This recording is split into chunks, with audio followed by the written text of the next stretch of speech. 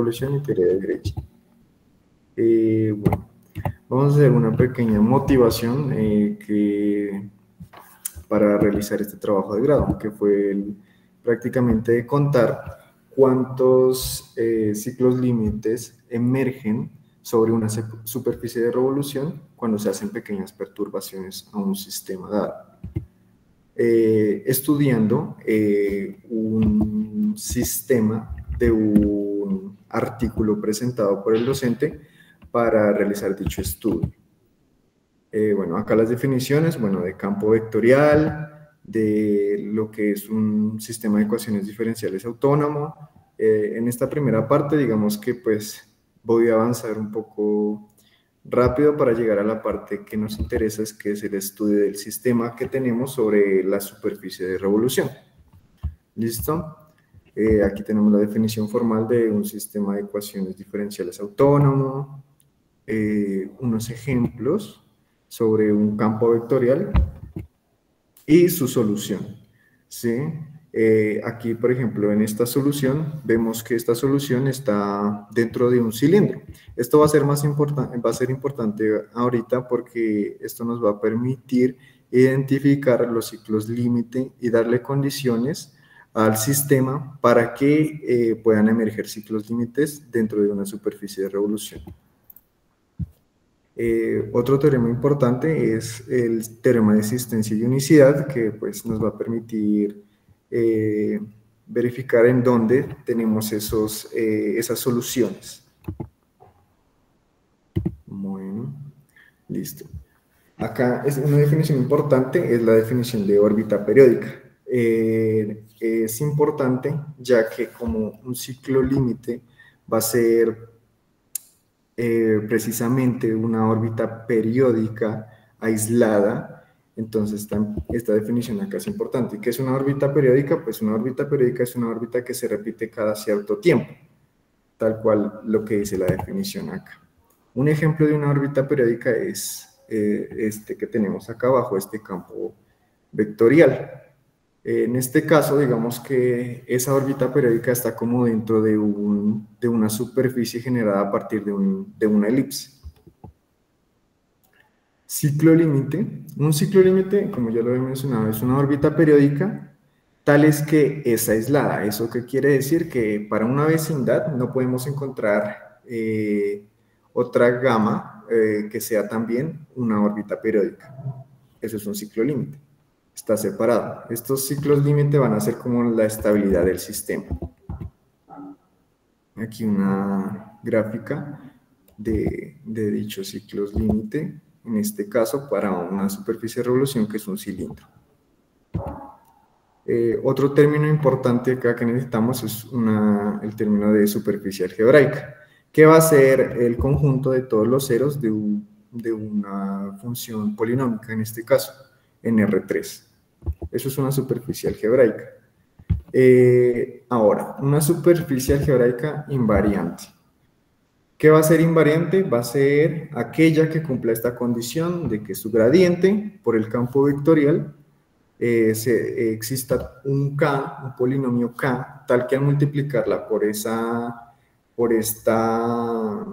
función polinómica que me genera la superficie, sean iguales. Acá un ejemplo sencillo de lo que es una superficie algebraica, donde en este caso ese K que existe es el polinomio 4z, en una sola variable. Como lo habíamos mencionado, es importante también la invarianza por cilindros, ya que el sistema que se va a trabajar requiere tener esa condición, que sea invariante por cilindros, ya que las superficies pues, que vamos a trabajar son superficies de revolución. Y precisamente para cada punto de la superficie necesitamos que esa solución esté dentro de un cilindro para que sea precisamente una órbita periódica.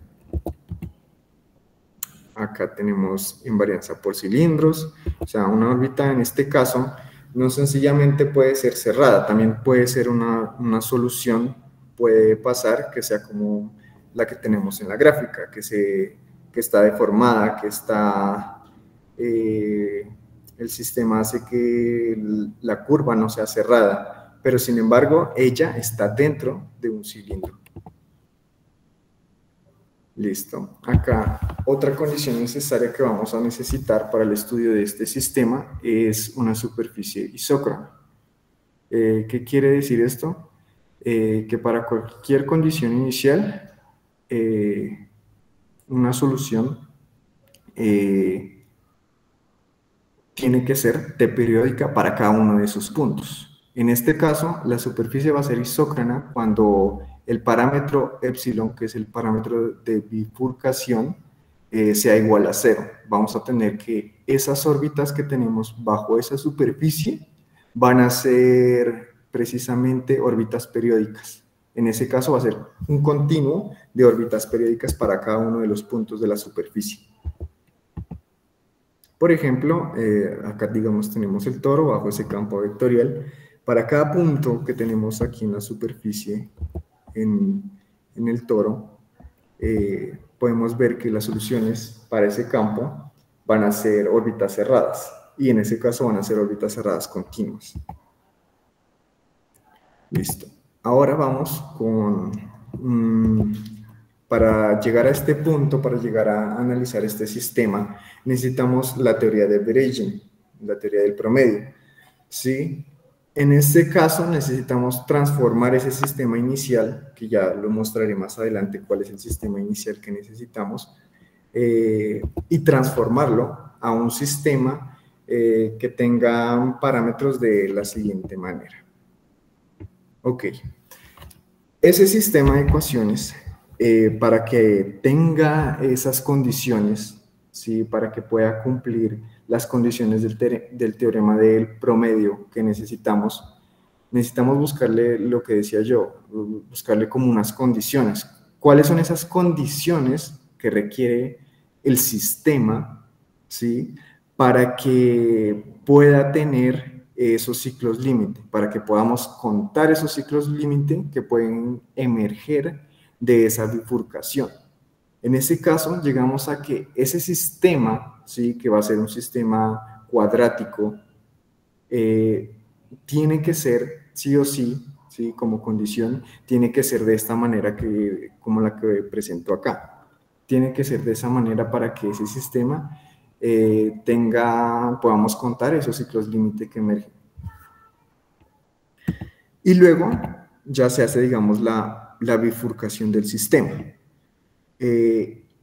La bifurcación del sistema, la que estamos haciendo aquí, la que se hace acá, es polinómica. Es decir, que el campo vectorial que aparecía en la parte de acá, vamos a ver si aquí sale el láser. Sí. En esta parte de acá, este sistema, de acá, es polinómico. Listo.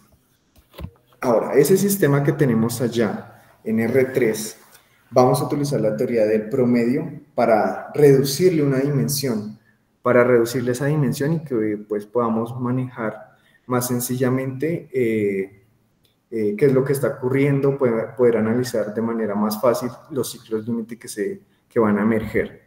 Y esto nos ayuda, la teoría del promedio, nos ayuda por medio de un teorema, pero debemos llegar a cambiar ese sistema en esta forma que está acá. El teorema que se usa es precisamente este que se menciona acá, que es un poquito extenso, ¿sí?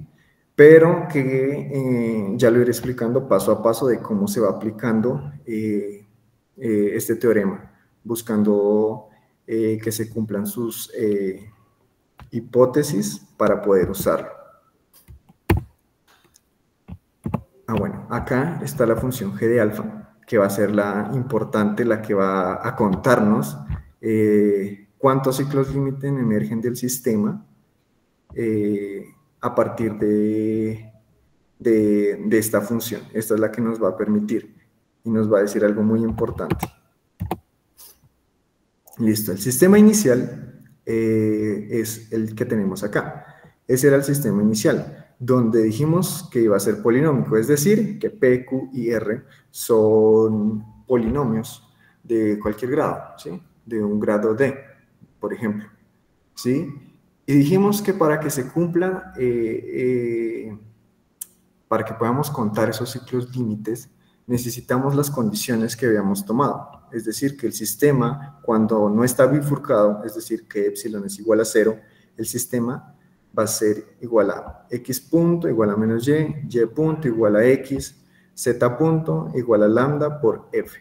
Recuerden que f era la función polinómica que nos generaba la superficie de, en este caso, que va a ser de revolución.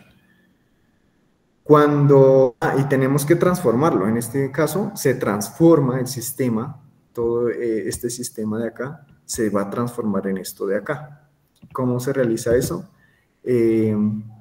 Lo que se realiza en este caso va a ser que vamos a hacer un cambio de coordenadas. Al realizarlo un cambio de coordenadas, ya solamente nos van a quedar que esta parte de acá nos van a quedar en función de r, teta y z. Y podemos hacer expansiones de Taylor, ¿sí? Que nos permitan escribir ese sistema que teníamos acá de esta forma, para poder precisamente aplicar el teorema del promedio. Listo, acá hay un pequeño ejemplo, que es, digamos, lo que está ocurriendo más o menos de manera gráfica, que es lo que ocurre con ese cambio de coordenadas. Acá está en x, y, z la superficie, que es la generada por esta función, que sería la función f mayúscula de x, y, z, ¿sí? Donde f de z es esto de acá, la f minúscula. Esta sería la superficie que nos genera en x, y, z. En teta rz, digamos que al hacer ese cambio de coordenadas, nos va a quedar algo como más, no sé, como algo más parecido como a un plano, ¿sí? Tiene acá unas curvas, pero digamos que de alguna manera va a ser más sencillo ya en este momento de mirar las curvas. En este caso las curvas pueden ser rectas, ¿sí? Pueden ser diferentes. Por ejemplo, esta curva. Una curva acá, por ejemplo, esta, que es cerrada, se convierte y se transforma precisamente en esta curva de acá, ¿sí? Y vamos a ver, aquí hay algo chévere que va a ser como en esta parte que va a haber como una correspondencia de este punto inicial con el punto final, perdón, con el punto final con el que de la curva, ¿sí? Recordemos que tiene un periodo, necesitamos que sea un ciclo límite, o sea, una curva cerrada, entonces tiene un periodo. Entonces, ese periodo nos va a decir aquí que estos dos puntos, ¿sí? Van a ser como correspondientes.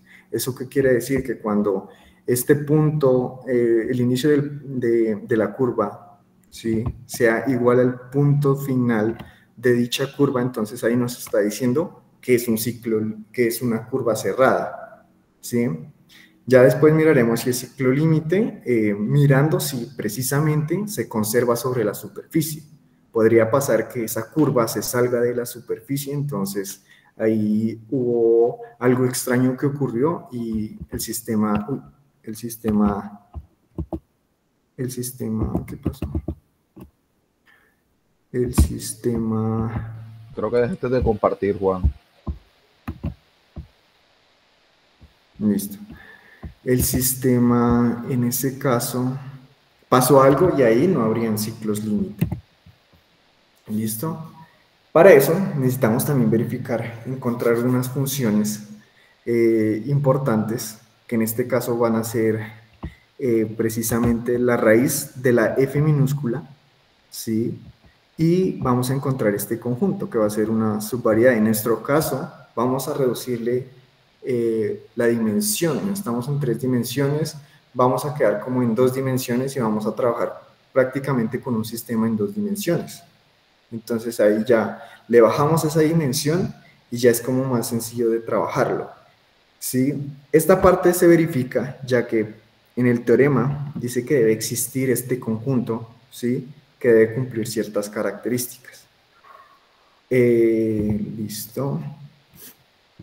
Esa subvariedad, de manera gráfica nuevamente, ¿qué es? En este caso va a ser precisamente los puntos donde inicia la superficie, ¿sí? Van a ser esos puntos que van a ser precisamente ceros, ¿sí? Que van a ser puntos con condición inicial que hacen el sistema estable, ¿sí? Son puntos de estabilidad.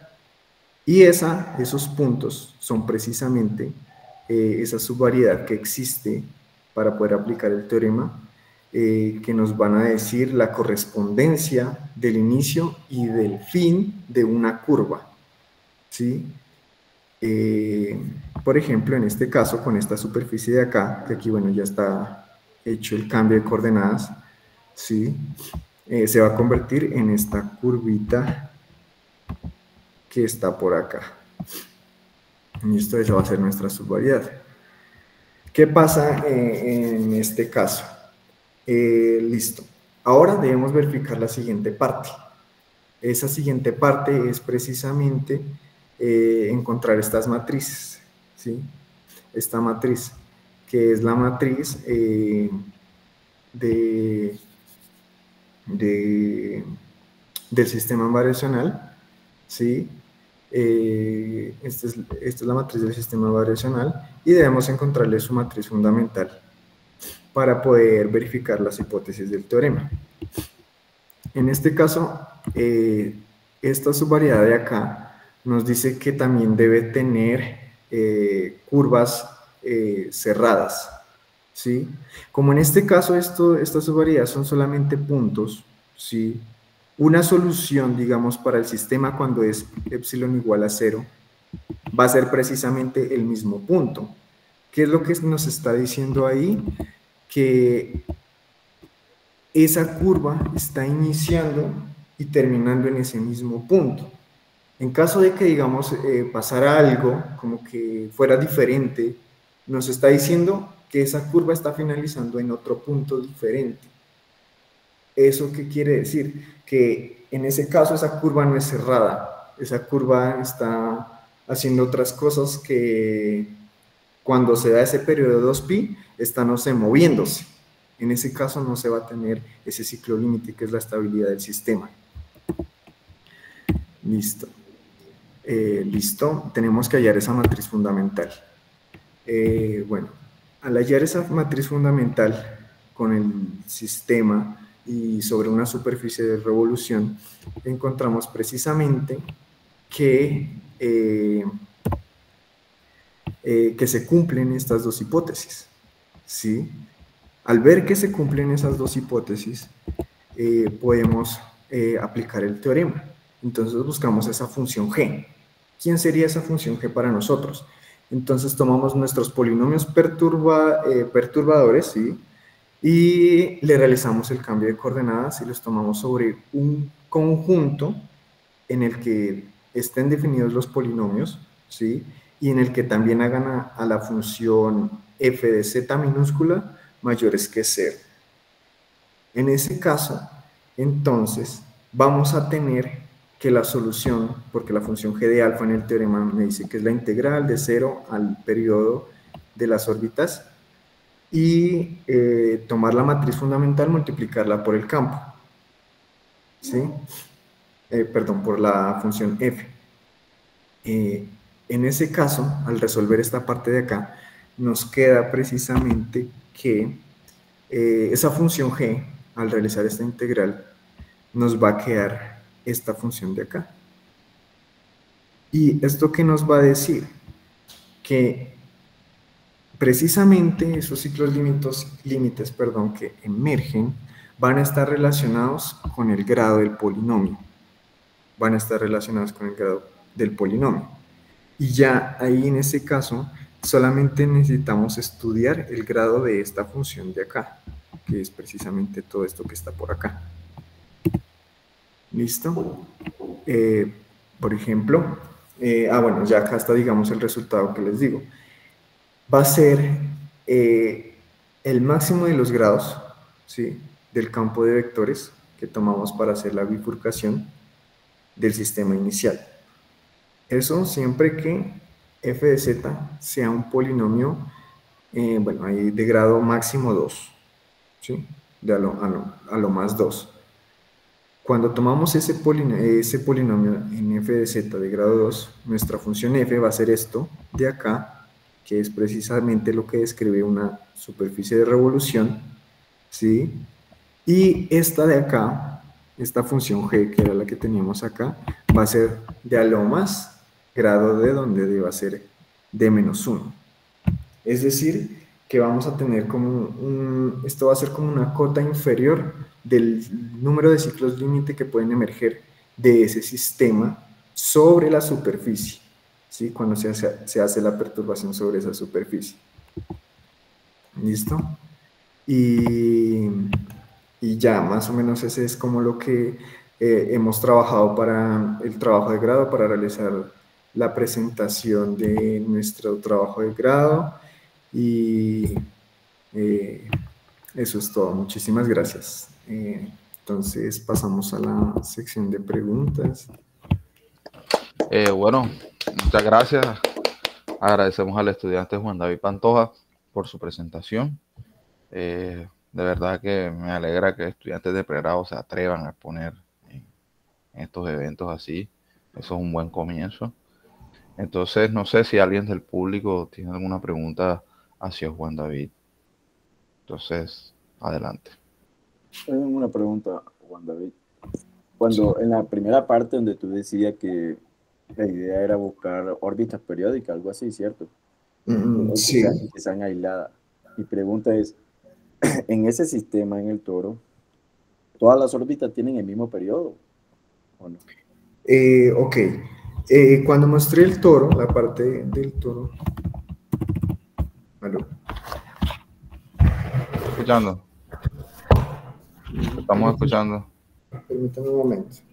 Cuando estamos en la parte del toro, en este caso, digamos, solamente está ejemplificando una superficie isócrona, ¿sí? Cuando se hacen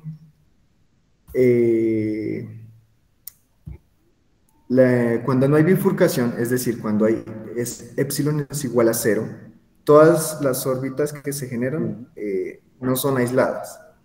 En ese caso son continuas, es decir, que no existe ningún abierto, ¿sí?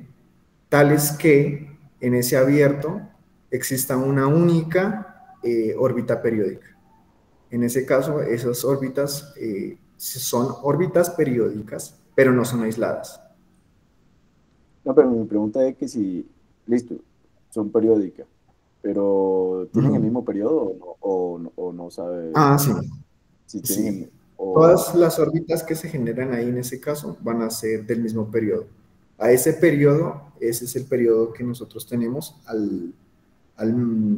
que digamos se repitan todas, ese va a ser el periodo que nosotros nos conviene. ¿Sí? Ah, ya. Ok. Muchas gracias. Vale.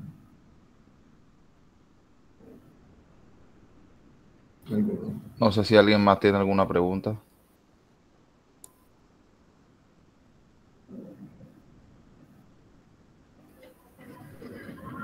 Bueno, entonces podemos agradecer a Juan David por su presentación, ¿verdad? Y se prepara un profesor que nos acompaña desde República Dominicana. Su nombre es... Ya dejo buscar el nombre acá un momento. Entonces, no